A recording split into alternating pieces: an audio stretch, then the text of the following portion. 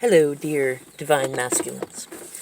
I'm going to go ahead and put up your step 2, which, since you reflect, your Empress is not going to be very far off from what she has either already done or is in the process of doing. Because remember, time is not linear, and reflection does not necessarily mean immediately. You will start to notice it becoming more immediate as things go on and as you become more aware. But for now, just know that you are on the same path. And as you do good for you, you help her do good for her. And as she does good for her, she helps you do good for you. That's the way that it works.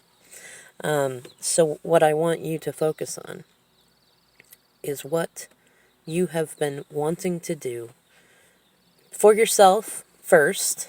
Start there, but also for your family. And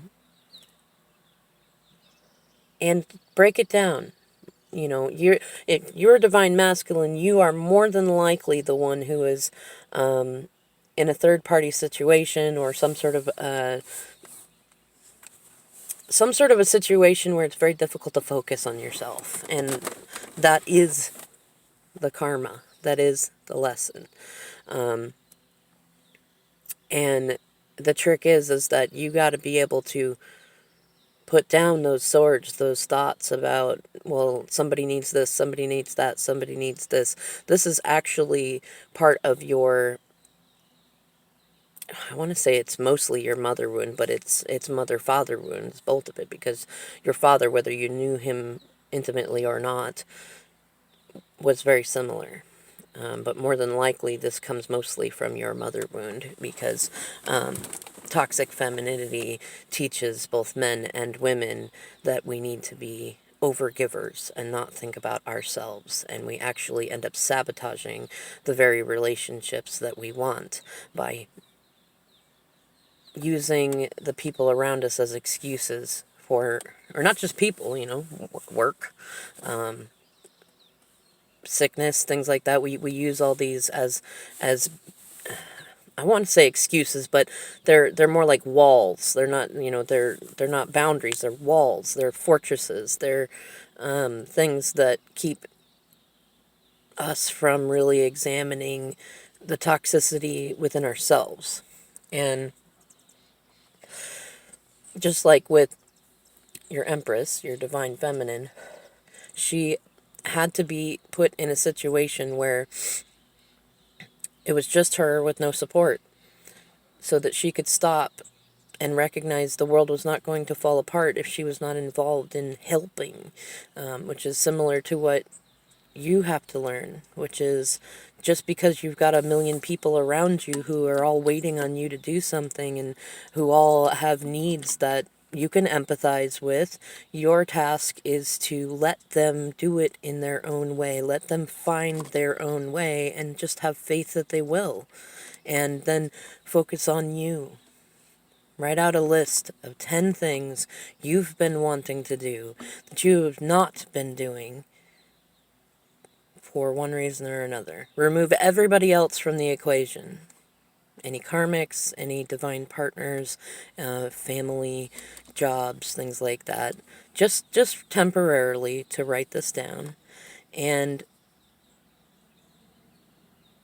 then work on your excuses beyond that. If you have none, then you have no reason not to start right now, but most of us do. So take on this task, Maybe you've wanted to start reading more. Maybe you've always been a very intelligent person, but not been very cultured in the ways of the world. Or maybe your standards have not been super high, and you've had a low fence that anybody could walk over when they pleased. Maybe you've been a yes man with people that should have heard no more often, or a no man with people that really deserve to hear yes more. Or maybe you've just wanted to spend more time being creative, inventing things, playing with things, making messes, being absurd. Whatever it is, embrace it. Embrace the absurd, the idea that Everybody needs you and nobody needs you at the same time. And know that that is a very freeing thing. And work on you. And trust that Spirit has your back.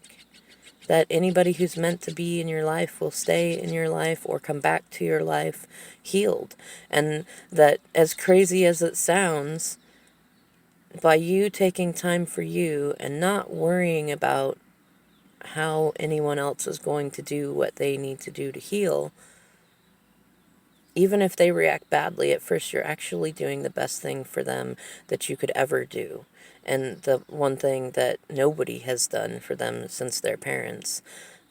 Accept them as they are and let them figure it out in their own time and in their own way, whether that includes some fits and tantrums first or not.